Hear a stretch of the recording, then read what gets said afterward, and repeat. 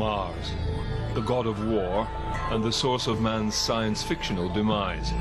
It has fired our imagination for thousands of years.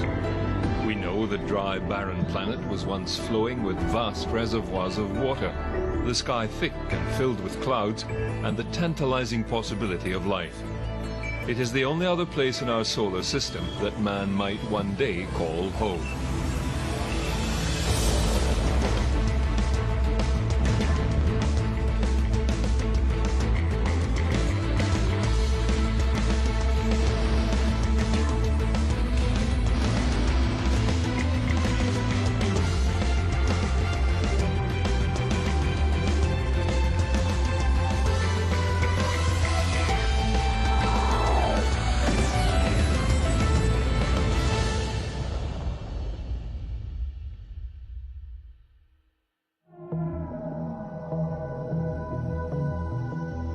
We Earthlings have fired numerous probes and satellites towards the red planet. An invasion of sorts, not for conquest, but for knowledge. What happened to Mars? Is there or has there ever been life on the planet?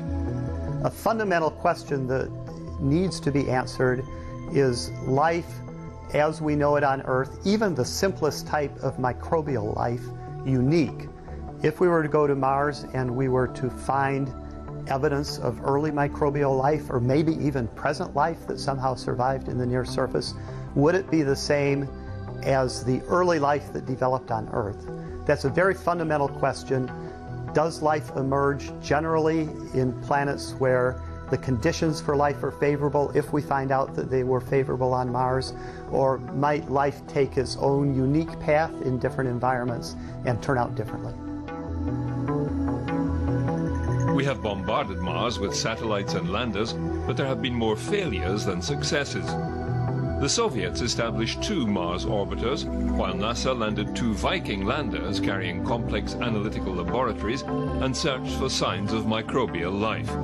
Their findings were inconclusive.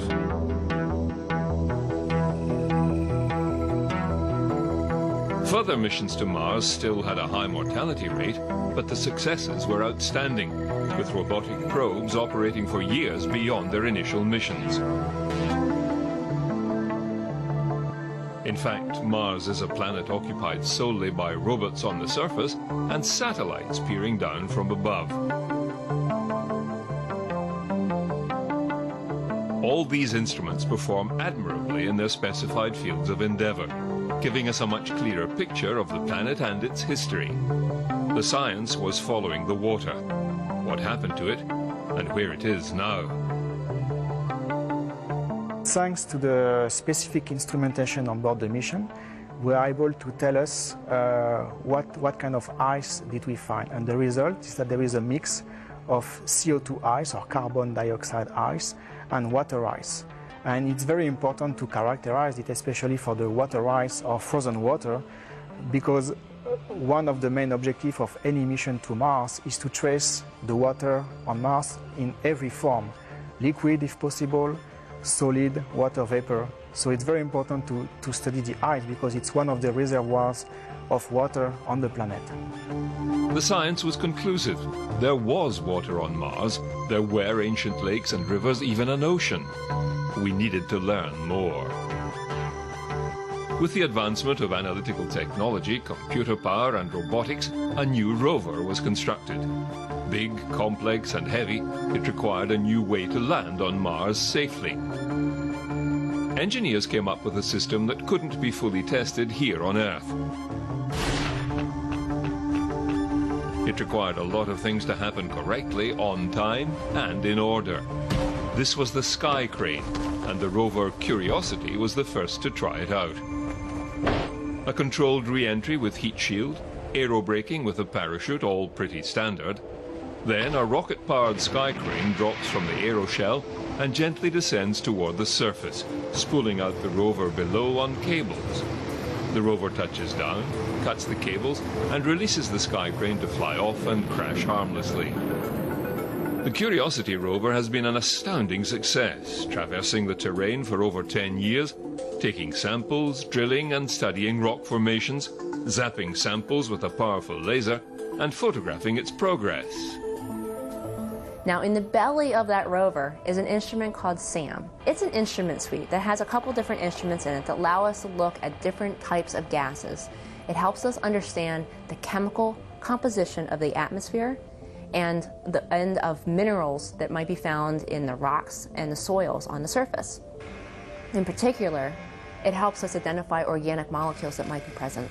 So the sort of evidence we're looking for, sorts of signatures of past life that we would be looking for would be signatures of microbial life.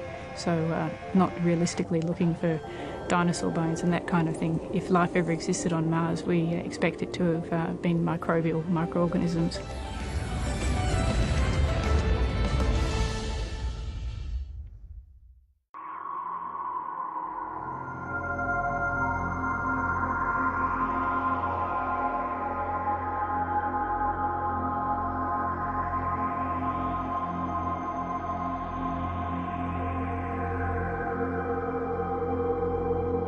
Orbiters, including Mars Odisseia and Mars Express, have been hunting down life as well from orbit.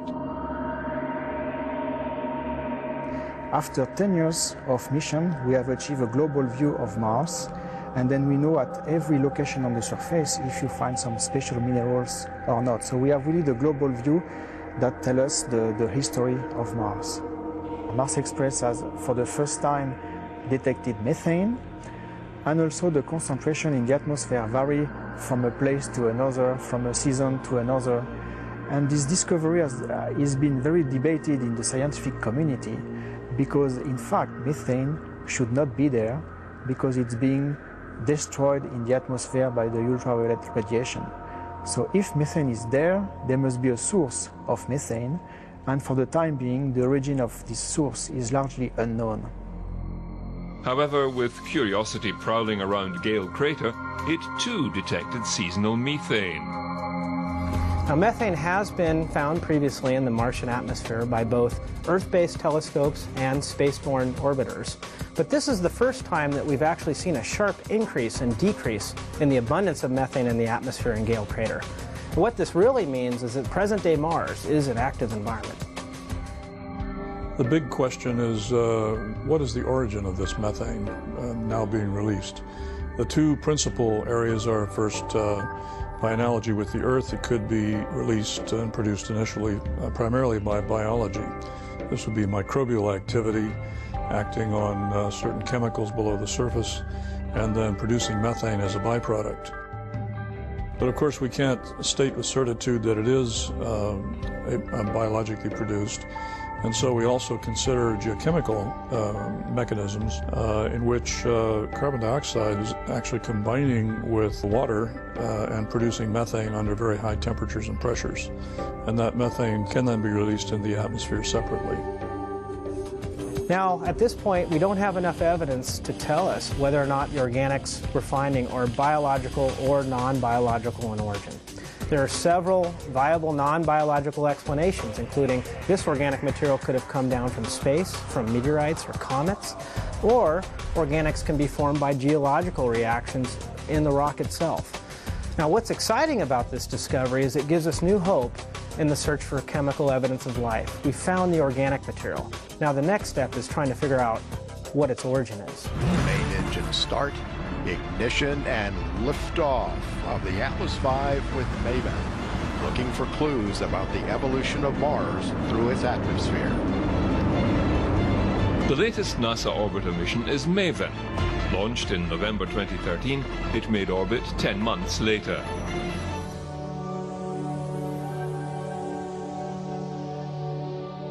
Maven is the Mars Atmosphere and Volatile Evolution mission. Our goal is to study the role that loss to space has played in the history of the atmosphere. Where did the water go? Where did the CO2 go from the early planet? These are important questions to understand how Mars went from an early warm, wet environment to the cold, dry environment we see today. There's evidence of water flowing on Mars at one point in time, perhaps even oceans on Mars. And what happened that it's so barren at this point in time? And a key part of that is the atmosphere, and it's a much thinner atmosphere than what scientists believe it was at one point in time. So the stripping away of that upper atmosphere. That's what MAVEN is going after, the climate change at Mars. One of these processes is called sputtering, where atoms are knocked away from the atmosphere due to impacts from energetic particles. The sun constantly emits high-energy photons. When these enter a planet's atmosphere, it can crash into a molecule, knocking loose an electron and turning it into an ion. When this happens in the presence of a magnetic field, the ions are captured and spin around the field. Conveniently, the sun generates a giant magnetic field that is carried by the solar wind. As the magnetic field sweeps past the planet, these ions are carried away. Depending on where they form, other ions will not be carried away but will hit the top of the atmosphere. These ions crash into other molecules and fling atoms everywhere. Some of these atoms can be knocked or sputtered into space, causing atmospheric loss.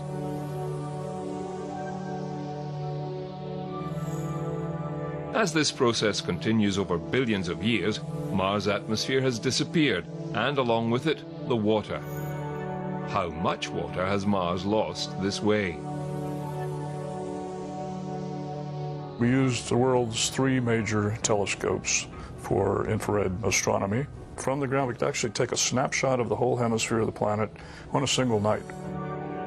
Water naturally carries a heavy isotope of hydrogen, deuterium, which remains trapped in the water cycle, while normal hydrogen is lost to space.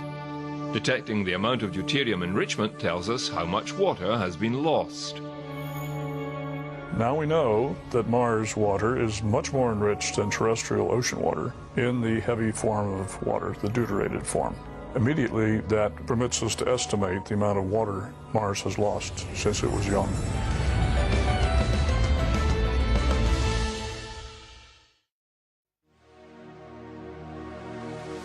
So in the ancient past, we have some indications of water was flowing on the surface, but how much water was there? We're talking about oceans, are we talking about small rivers, little rain? So these definitions of how much water was on the planet was very undefined. A major question has been how much water did Mars actually have when it was young, and how did it lose that water? The findings indicate that only 13% of an ancient ocean remains on the planet today, now stored in the polar ice caps. 87% of this ocean has been lost to space. This means that early Mars would have looked much different than it does today, with a significant portion of its surface covered by water. So the really interesting question is, could it form a sea or an ocean? And indeed, it would. In the northern plains, which is a relatively flat region but depressed from the rest of the planet, it would form an ocean that was approximately 20% of the planet's surface area. And so that is a respectable ocean. This ocean had a maximum depth of around 5,000 feet or around 1 mile deep. It's deep, not as deep as the deepest points of our oceans, but comparable to the average depth of the Mediterranean Sea. By combining Martian topography with the new estimate for water loss, the researchers were able to simulate Mars's ancient ocean and its escape to space. As Mars lost its atmosphere over billions of years, it lost the pressure and heat needed to keep water liquid, causing the ocean to shrink and recede northward. The remaining water eventually condensed and froze over the north and south poles, giving Mars the ice caps that we see today. We now know that Mars was wet for a much longer time than we thought before. Curiosity shows it was wet for 1.5 billion years, already much longer than the period of time needed for life to develop on Earth. And now we see that Mars must have been wet for a period even longer. It's fascinating that we can learn so much about 4.5 billion years ago what measurements are taken right now. And ultimately we can conclude this idea of an ocean covering 20% of the planet, which opens the idea of habitability and the evolution of life on the planet. Building on this knowledge, scientists are developing the next series of robotic probes to be sent to Mars in the coming years. This time, NASA is building on its successes, utilizing hardware and systems that they know will work. We've been to Mars before with the JPL Lockheed Martin team. We've been to the surface of Mars before successfully with Phoenix. We know how to operate the arm. The surface operations are much, much simpler than Phoenix. We're putting 2 instruments on the surface, and then we're leaving them there with no ground-in-the-loop interaction, repetitive, weekly uplink, downlink sessions. We're just made to do this mission. The InSight mission is a geophysical mission to Mars. It's going to go to Mars and take its vital signs. It's going to take its heartbeat, the seismic activity of the planet. So we're going to be doing that using a seismometer, a very high-precision seismometer, using techniques that have been well developed on Earth to get the understanding of the crust, mantle, and core, and sort of the relationship between those. Going to take its temperature by measuring the thermal gradient of the surface, which tells how much heat is coming out. We also have a heat flow probe. We call it HP cubed. And what that does is it's going to basically take the temperature of Mars, and from that it'll be able to understand what the thermal flux is over the course of a full Martian year. And it's going to sort of measure its reflexes by looking at how the rotation wobbles with the tidal effects of the sun. Our final experiment is called RISE, and that's going to be looking at the basically the wobble of Mars to help understand what the core size may be and composition. The European Space Agency is also well along with ExoMars, a rover with advanced drilling capability due to be launched by 2018. Its principal goal?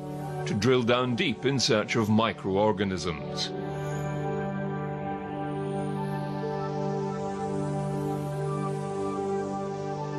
What is new with ExoMars, with the rover in particular, is what we call the mobility. Mobility not only horizontal, but also vertical. And this is a peculiar thing that we have on board the ExoMars mission. So we will be able to sample material from below the surface. That is quite important to understand if there is any sign of past life activity on Mars. We will be looking for the first time in the third dimension being depth.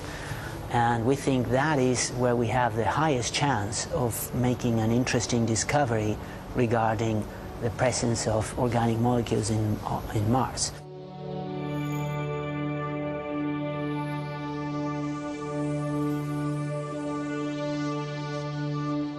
It's a whole planet out there with a complicated history.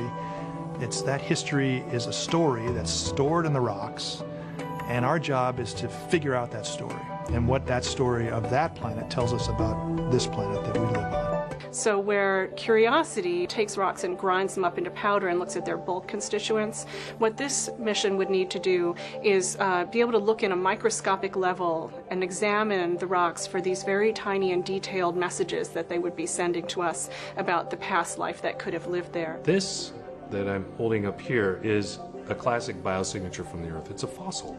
We're not actually expecting to see a fossil of shells or other components, but what we want to be able to see are, with this instrumentation, are the fine scale layering that one might see in a rock, in which we can see dark and light toned layers. And those dark and light toned layers are telling a story.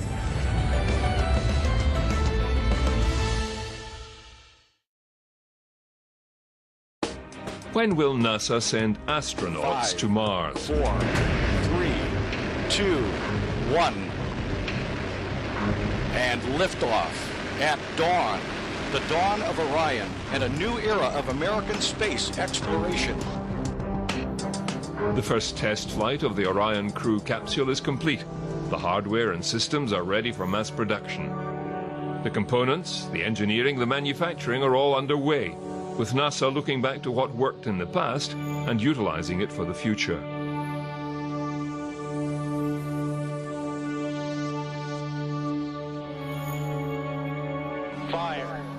The solid rocket booster technology straight from the space shuttle has been extended and tested. NASA's new Space Launch System, or SLS, is coming closer to fruition, reusing the space shuttle's main engines as the new system's workhorses, saving billions of dollars and years in research and development.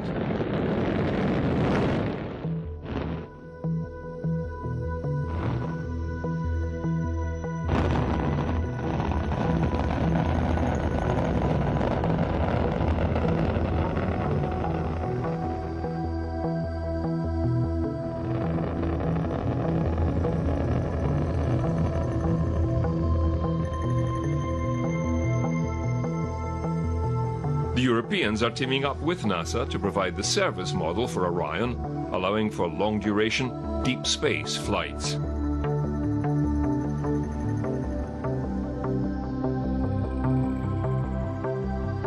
Autonomous Martian landing systems are well advanced and being tested. Software and hardware are fully integrated for both manned and unmanned Martian landings. And when they get there, Desert RAT stands for Desert Research and Technology Studies. This is a group of engineers and scientists. We're looking to test out new concepts, procedures, equipment, like rover concepts, to see how they work in the field environment. So the team tests these technologies to make sure that in future human spaceflight missions we'll be able to do science as best as we can. That's something that NASA's never done, two human rovers at the same time. So we're really trying to develop how do you use these assets at the same time, and interesting things that you might not think about are your communications. So you potentially have 4 astronauts talking all at the same time to mission control or science communication background. It's just like running a real mission, say, like you can think about the Apollo mission to the moon. You had the astronauts to the moon and you had the people mission control, but there was a science background you didn't hear about, but the astronauts were getting information from them. Arizona has a very good climate for these types of analog studies.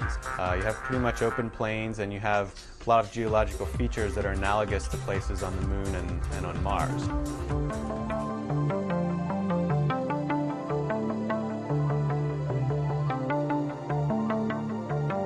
long-term space voyages are being replicated on the ground and in orbit with the ISS. Surface habitats, power systems, food and oxygen supply manufacturing are also on the drawing board. The human flight component would like to see an experiment where resources on the surface of Mars, from the rocks or the atmosphere, could be used to generate fuel or other parts that would enable future exploration in cutting the tie, so to speak, to Earth. So you wouldn't necessarily have to bring everything with you. You can actually manufacture it on the planet. And that's a really exciting additional component that we've been exploring and analyzing in this work. NASA isn't the only one with its eye on this prize. ESA and now the Indian Space Research Organization have a spacecraft orbiting Mars, and they did it on their first attempt. Private enterprise is hard at work as well. Mars 500, Mars One, the Mars Society, Mars Foundation, and the Mars Initiative, to name a few. And they have volunteers lining up already for a one-way trip to Mars. It is inevitable that we will set foot on Mars in the very near future. We will stay and learn her secrets. Perhaps in the future we will be able to alter the atmospheric density through terraforming and return Mars to the world that it once was, awash with oceans and rivers, clouds and rain. Maybe some of us could call it home.